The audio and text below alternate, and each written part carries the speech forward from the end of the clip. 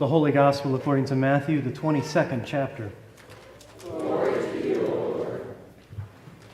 Once more, Jesus spoke to them in parables, saying, "The kingdom of heaven may be compared to a king who gave a wedding banquet for his son.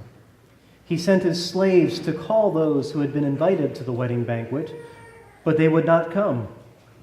Again, he sent other slaves, saying, 'Tell those who have been invited, look, I have prepared my dinner. My oxen and my fat calves have been slaughtered, and everything is ready. Come to the wedding banquet.' But they made light of it and went away, one to his farm, another to his business, while the rest seized his slaves, mistreated them, and killed them. The king was enraged. He sent his troops, destroyed those murderers, and burned their city. Then he said to his slaves, 'The wedding is ready, but those invited were not worthy. Go therefore into the main streets and invite everyone you find to a wedding banquet.' Those slaves went out into the streets and gathered all whom they found, both good and bad. So the wedding hall was filled with guests. But when the king came in to see the guests, he noticed a man there who was not wearing a wedding robe. And he said to him, 'Friend, how did you get in here without a wedding robe?' And he was speechless.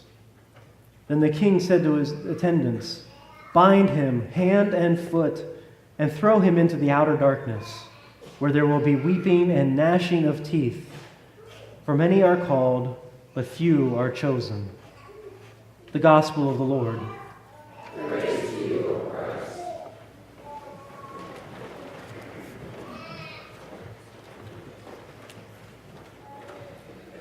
I think the kids did a better job telling that story, didn't they? 2 weeks ago, we asked ourselves, why? Why do we do the things we do? We heard a gospel reading where the chief priests and the elders of the temple asked Jesus basically that same question. By what authority are you doing these things? Why do you do them? Why do you even think you can do them or are allowed to do them? And since we're in that month of anticipation leading up to this 500th anniversary of the start of the Protestant Reformation, we turned to some of the materials that came out of the Reformation, namely Luther's Small Catechism. Even before the Reformation, there were many church leaders who believed that every Christian should know the Ten Commandments, the Creed, and the Lord's Prayer, because those three things hold the basic tenets of our shared Christian faith. They also believed that pastors should preach on each one of those things at least once a year. So I hope I'm not just trying to make up some ground here. So we took some time to ourselves and asked, why do we do the things we do, especially the things that we do in the name of God?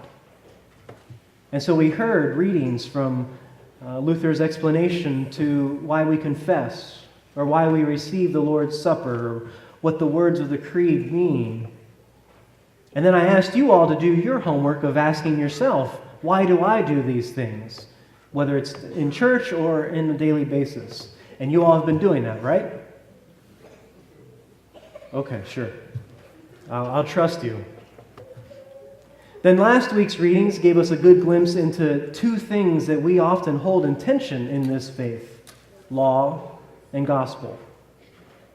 We hear law when Moses received the Ten Commandments, and when we hear Luther's explanation of those commandments, like we heard read from his catechism. These are the things that God has given to us that we should and should not do. God's law. But then we see the other side of the coin when we hear something like that parable that Jesus told of the vineyard owner who was dealing with his ruthless tenants. Tenants who wouldn't pay what they owed, who beat and tortured and killed those messengers and slaves that the owner sent to collect the harvest. You're sensing a theme here, right? And even killing the owner's son. But even then, the owner continued to seek restoration and healing instead of revenge.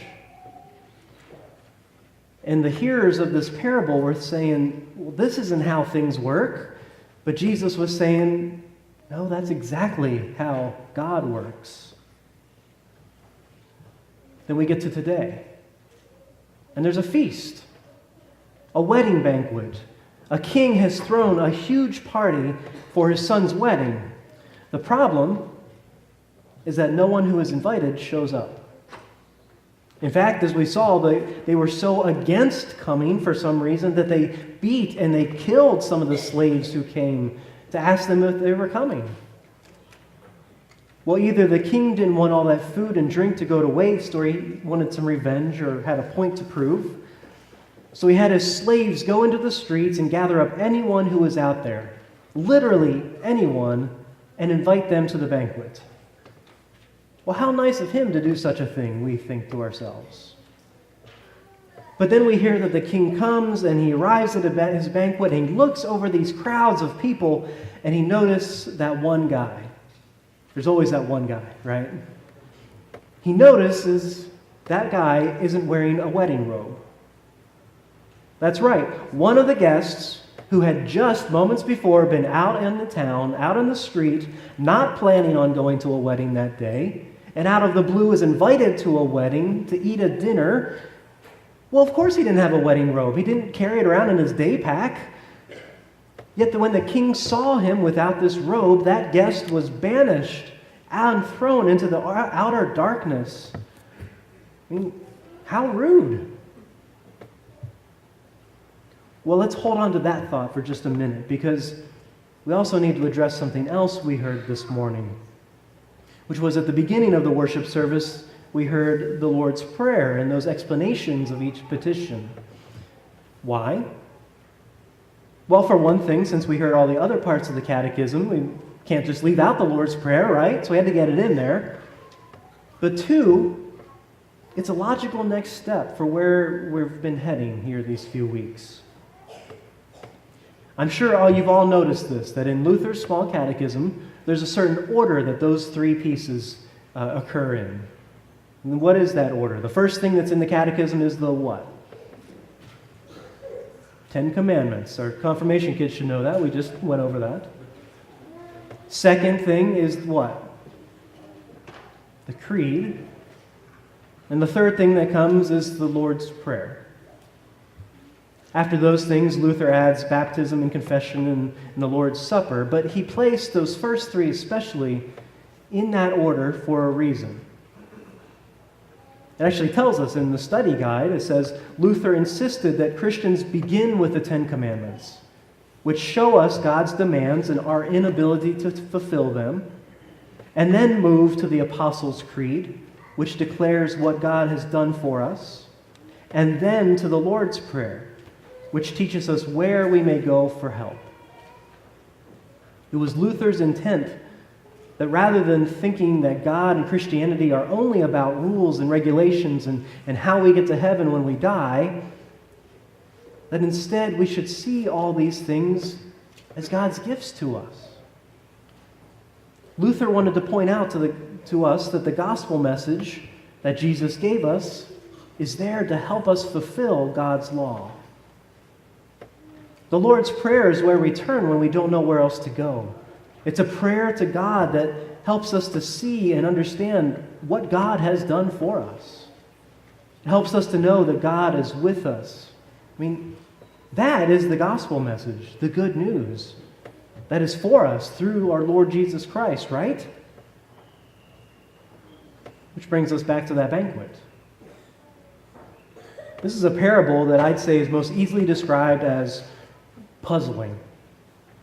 There's this message of invitation and open welcome, and yet it's a story that's filled with death and destruction and judgment, which we have to ask, where does that leave us?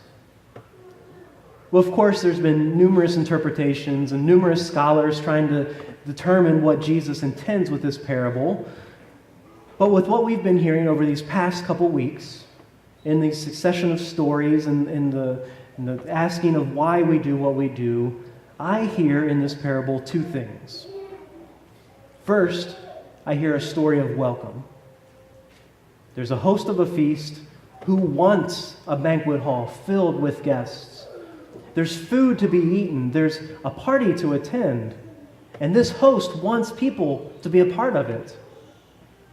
And if those initial guests aren't going to come, then there are many others out there who can take their place.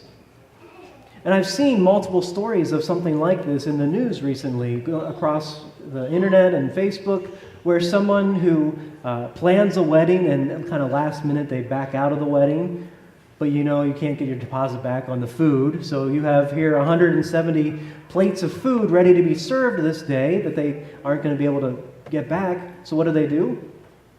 They invite homeless shelters to come join them. They invite people from the community to come and eat this meal so that it doesn't go to waste, welcoming those to the banquet. The second thing I hear in this story that I think is hanging over our heads is a level of responsibility that comes with the invitation.